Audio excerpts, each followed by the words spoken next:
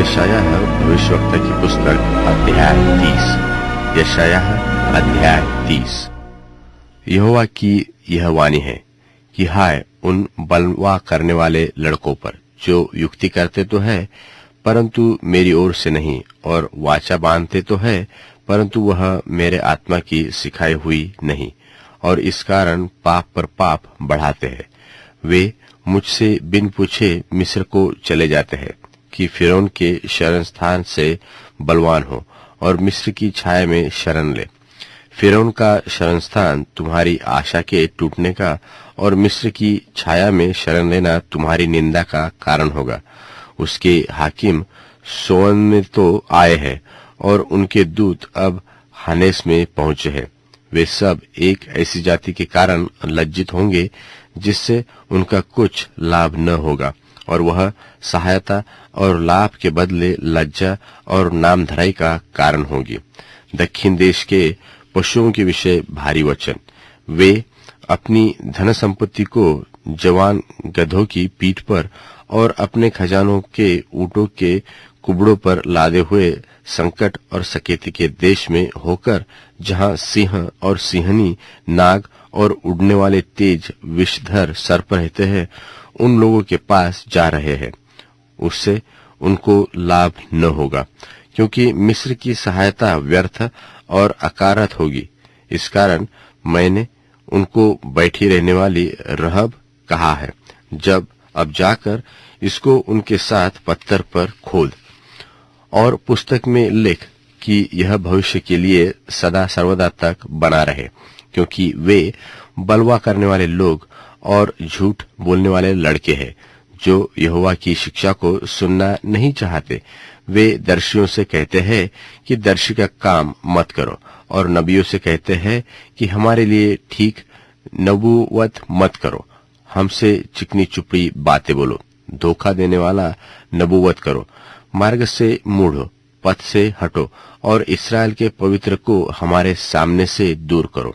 इस कारण इस्राएल का पवित्र यो कहता है कि तुम लोग जो मेरे इस विषय को निकम्मा जानते और अंधेर और कुटिलता पर भरोसा करके उन्हीं पर टेक लगाते हो, इस कारण यह अधर्म तुम्हारे लिए ऐसा होगा जैसा ऊंची भीत का फूला हुआ भाग जो फटकर गिरने पर हो, और वह अचानक पल भर में टूटकर गिर पड़ेगा, और वह उसको कुम्हार के बर्तन की नाई नाश करके करेगा।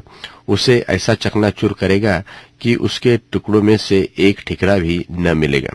जिससे अंगेठी में से आग ली जाए व हौदे में से जल लिया जाए। प्रभु यहोवा इस्राएल का पवित्र यो कहता है कि लौट आने में और शांत रहने में तुम्हारा उद्धार है। चुपचाप रहने और भरोसा रखने में तुम्हारी वीरता है, परंतु तुमने ऐसा करना नहीं चाहा। तुमने कहा कि नहीं, हम तो घोड़ों पर चढ़कर भागेंगे, इसलिए तुम भागोगे, और यह भी कहा कि हम तेज सवारी पर चलेंगे, सो तुम्हारा पीछा करने वाले उससे भी तेज होंगे।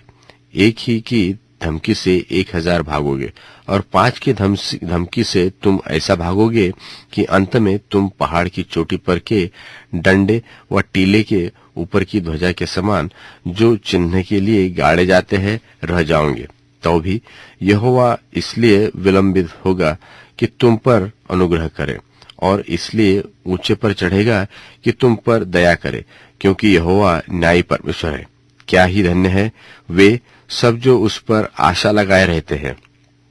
प्रजा के लोग तो यरूशलेम अर्थात सियोन में बसे रहेंगे।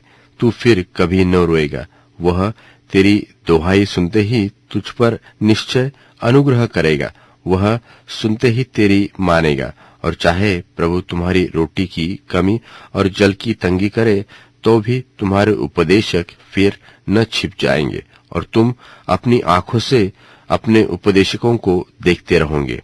जब कभी तुम दाहिनी व बाई ओर मुड़ने लगो, तब तुम्हारे पीछे से यह वचन तुम्हारे कानों में पड़ेगा कि मार्ग यही है, इसी पर चलो, और तुम वह चांदी जिससे तुम्हारी खुदी हुई मूर्तियां मढ़ी है, और वह सोना जिससे तुम्हारी ढली हुई मूर्तियां आभूषित है, अशुद्ध करोगे। तुम उनको मैले कुचले वस्त्र की नाई फेंक दोगे और कहोगे कि दूर हो, और वह तेरे बीज के लिए जल बरसाएंगे कि तुम खेत में बीज बो सको, और पृथ्वी की उपज भी अच्छी और उत्तम और स्वादिष्ट होगी।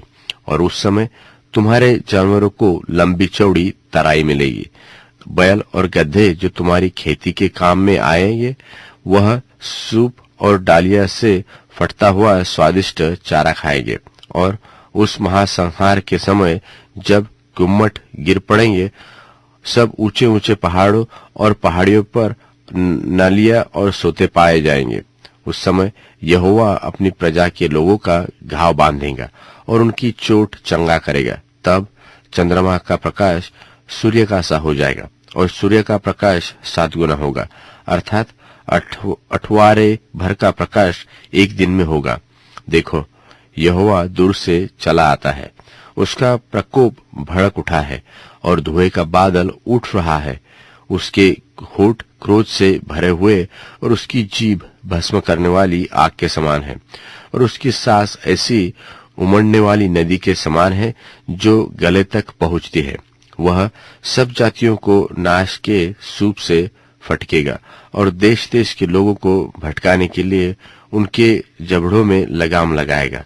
तब तुम पवित्र पर्व की रात का संगीत गाओगे, और जैसा लोग यहोवा के पर्वत की ओर उसी से मिलने को जो इस्राएल की चट्टान ठहरा है बांसुली बजाते हुए जाते हैं, वैसे ही तुम्हारे मन में भी आनंद होगा। परंतु यहोवा अपनी प्रतापी वाणी सुनाएगा और अपना क्रोध भड़काता और आग की लौ से भस्म करता हुआ और प्रचंड आंधी और अति वर्षा और ओलों के साथ अपना भुजबल दिखाएगा, और अश्शूर यहोवा के शब्द की शक्ति से नाश हो जाएगा। वह उसे सोंठे से मारेगा, और जब जब यहोवा उसको मनठाना दंड देगा, तब तक साथ ही डफ और बीना बजेगी, और वह हाथ बढ़ा बढ़ाकर उसको लगातार मारता रहेगा। और बहुत काल से तोपेत तैयार किया गया है, वह राजा ही के लिए ठहराया गया है। वह लंबा चौड़ा और गहरा भी बनाया गया है। वहां की चीता में आग और बहुत सी लकड़ी है। यहोवा की सांस जलती हुई गंधक की धारा की नाई उसको सुलगाएगी। कि नाई